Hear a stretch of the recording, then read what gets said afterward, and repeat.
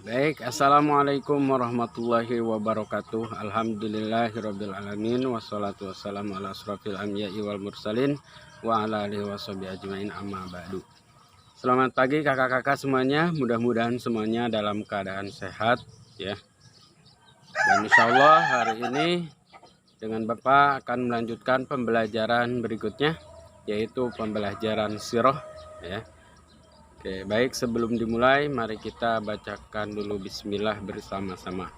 Bismillahirrahmanirrahim.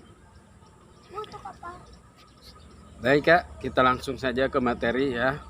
Setelah sebelumnya pertemuan pertama kita belajar sirah itu tentang dakwahnya Nabi Muhammad SAW di Mekah ya. Dan sedikit mengulas dulu sebelum melanjutkan. Bapak akan sedikit menggambarkan setelah sebelumnya yang dijelaskan, yaitu tentang dakwah itu sendiri itu apa ya. Dan juga setelah itu baru Allah Subhanahu wa taala memerintah kepada Nabi Muhammad SAW. Terus isi daripada materi dakwahnya apa saja. Nah, itu adalah materi-materi yang sebelumnya sudah dijelaskan ya. Seperti dakwah itu apa? Dakwah itu adalah ajakan kepada orang lain untuk mengajarkan agama Allah Subhanahu wa taala. Dan juga kemarin juga perintah apa saja yang diberikan kepada Nabi Muhammad oleh Allah Subhanahu wa taala, yaitu diantaranya itu pertama yaitu untuk membaca itu ditandai dengan turunnya wahyu pertama, yaitu surat Al-Alaq ya, yang berbunyi Iqra bismi rabbikal ladzi khalaq, yang artinya di situ bacalah ya, perintah untuk membaca. Dan berikutnya setelah perintah membaca di situ ya, perintahnya itu adalah untuk berdakwah, yang itu dijelaskan dalam surat yang kedua, wahyu yang kedua, yaitu tentang surat Al-Mudaththir ayat 1 sampai 7. Lalu yang terakhirnya itu adalah perintah memerintahkan, atau isi materinya itu adalah untuk supaya mengesahkan Allah atau tauhid ya, untuk memperkuat tauhid kepada semua manusia atau kepada kaum kafir, kepada kaum Quraisy ya di Arab pada saat itu, karena di sana itu masih dalam keadaan masyarakatnya itu masyarakat jahiliyah. Oke. Dan juga perintah untuk mempercayai hari kiamat ya. Hari kiamat di mana setelah kita meninggal itu, bahwa di sana itu segala tingkah laku kita di dunia ini akan dipertanggungjawabkan. Orang baik akan mendapatkan surga, orang yang berlaku buruk jahat akan mendapatkan neraka. Oke. Dan yang terakhir adalah perintah untuk menghormati hak-hak manusia, yang diantaranya itu kemarin dicontohkan seperti perempuan itu pada zaman jahiliyah itu dibunuh ya, setelah masih bayi udah dibunuh gitu, karena dianggap bahwa bayi perempuan itu tidaklah perlu atau tidaklah penting ya. Nah, dengan adanya Nabi Muhammad SAW di situ diperintahkan untuk menghormati manusia ya. Dan juga ada perbudakan juga ya, ada perbudakan. Nah, di situ hak manusia ditolong oleh Nabi Muhammad SAW dengan perintah Allah Subhanahu wa taala untuk menghormati manusia dalam keadaan apapun ya, dan menghargai. Baik, itu adalah sekilas yang materi yang sebelumnya. Sekarang kita akan lanjut ke materi yang selanjutnya, yaitu tentang cara dakwah Rasulullah SAW di Mekah, yaitu ya tanda kutip ya. Jadi selanjutnya itu ya, cara dakwah Rasulullah SAW. Yang pertama, cara dakwah Rasulullah SAW yaitu, tolong diperhatikan, itu disiapkan bukunya, di situ di buku ada ya. Yang pertama rahasianya dakwah Rasulullah itu dengan cara rahasia ya. Jadi yang pertama kali Rasulullah SAW mulai berdakwah itu secara rahasia. Cara rahasia itu adalah dakwah yang dilakukan oleh Rasulullah secara diam-diam.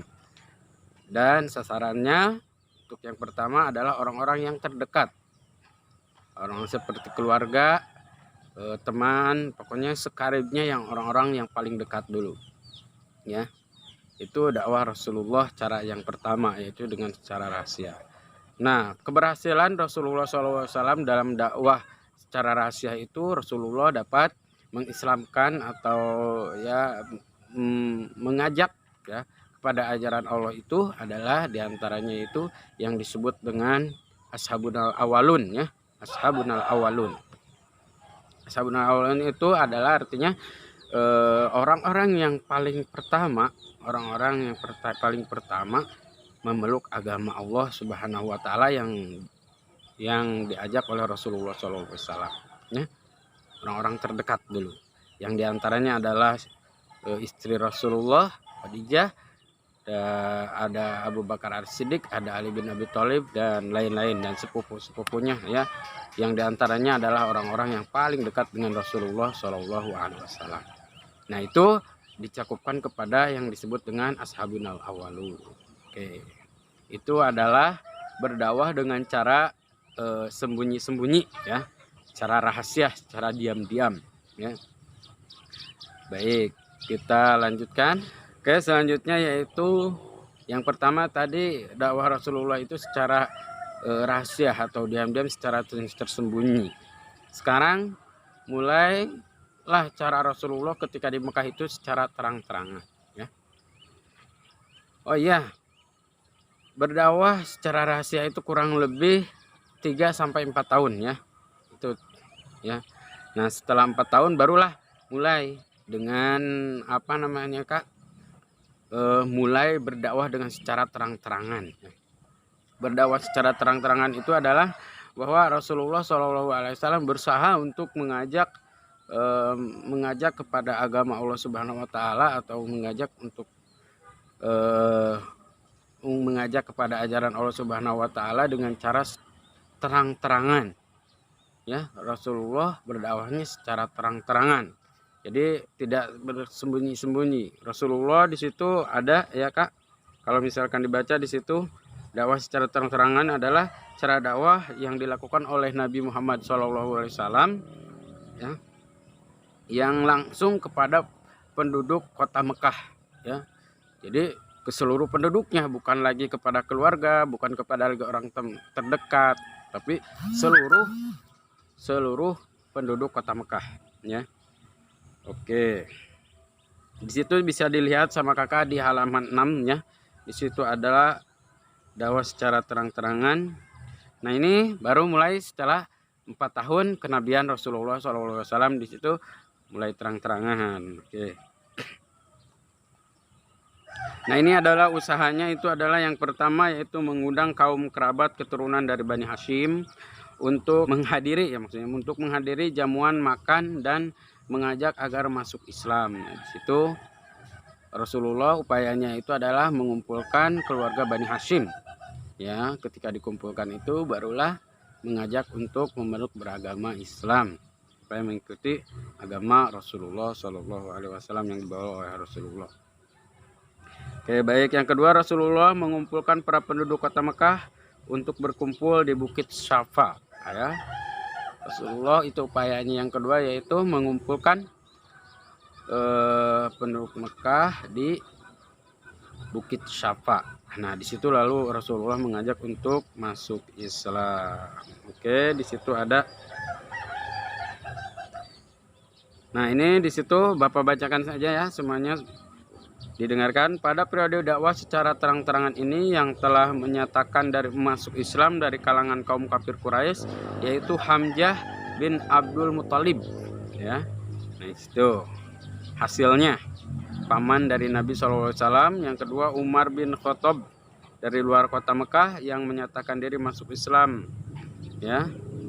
Yang menyatakan diri juga ada Abu Dzar Al-Ghifari ya, tokoh kaum Ghifar, dan Tufali bin Amr Ad-Dausi, penyair dari kaum Daus ya. Nah, ini penyair juga.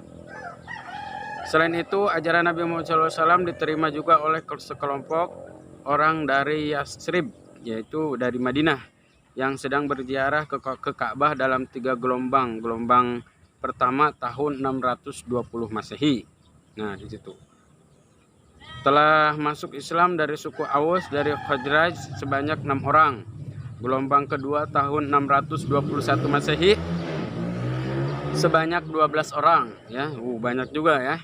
Dan pada gelombang ketiga tahun 622 Masehi ya, sebanyak 12 orang, sebanyak lebih banyak lagi ya, lebih banyak lagi di tahun 622 ya.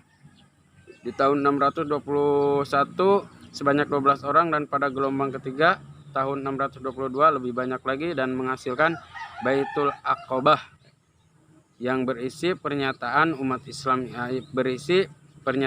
Islam Yasrib Madinah bahwa mereka akan melindungi dan membela Rasulullah SAW serta memohon kepada Rasulullah SAW dan para pengikutnya agar berhijrah ke Yasrib atau ke Madinah. Nah, karena penduduk Madinah di sana itu semakin banyak ya, semakin banyak yang memeluk agama Islam, maka dari situ, dari penduduk Madinah itu salah satunya yaitu mereka akan membela Rasulullah Shallallahu Alaihi Wasallam ya. Oke, baik. Dan untuk selanjutnya mungkin kita akan lanjutkan di minggu yang akan datang ya. Itu hanya sekilas tentang cara Rasulullah Shallallahu Alaihi Wasallam dalam berdakwah ya.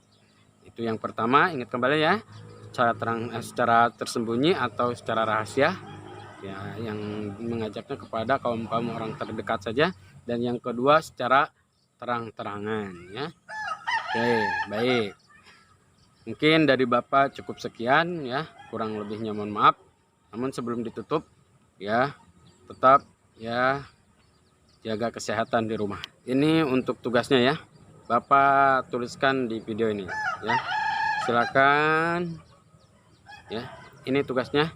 Nanti dikumpulkan, boleh ditulis kembali di buku ya, ditulis kembali di buku lalu dipotongkan kirim ke Bapak.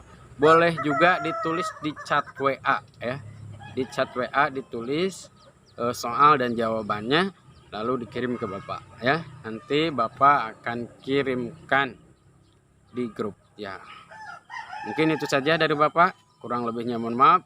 Billahi taufiq wal hidayah. Assalamualaikum warahmatullahi wabarakatuh.